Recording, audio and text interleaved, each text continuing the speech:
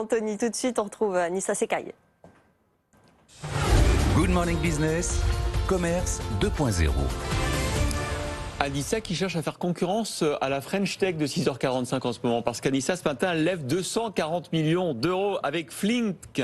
Flink, le dernier dark store dont on parle dans la matinale aujourd'hui.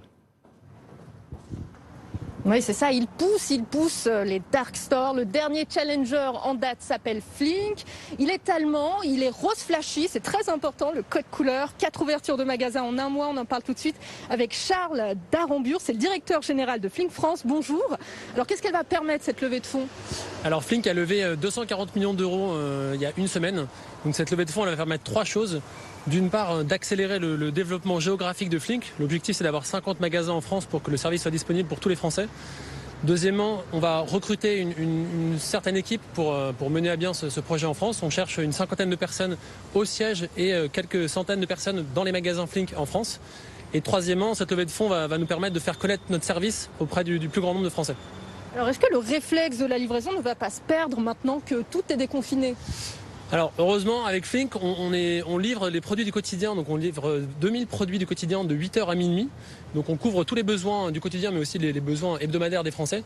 Et on peut vous livrer dans un parc, au bureau, chez vous ou n'importe où dans la rue. Donc on va continuer de livrer nos produits à tous les Français qui en ont besoin. Vous dégagez plus de marge que la grande distribution traditionnelle qui doit peut-être trembler. Rappelez-nous, quel est votre modèle? Alors le modèle économique, c'est on fait une marge sur des produits qu'on achète nous-mêmes à des marques en direct ou à des grossistes ou des centrales d'achat qu'on revend à nos clients. Et on a un frais de livraison de 1,80 € par livraison. Et donc pourquoi on marche mieux qu'un supermarché traditionnel? D'une part parce qu'on a des magasins qui sont plus petits, qui font entre 200 et 400 mètres carrés, et on a une zone de chalandise qui est beaucoup plus grande. Un magasin peut desservir à peu près 150 000 personnes quand on prend un magasin parisien par exemple. Et puis enfin, vous êtes très très nombreux sur ce marché. Quel est le truc en plus de Flink? Alors chez Flink, on référence des marques que les Français et les Parisiens adorent.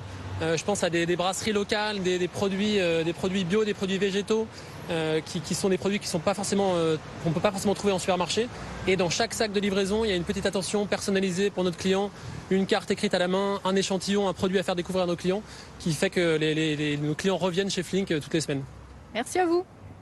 Merci Anissa, et on retrouve Stéphane Pedrazzi pour clore cette matinale avec un petit débrief sur le tourisme qui repart.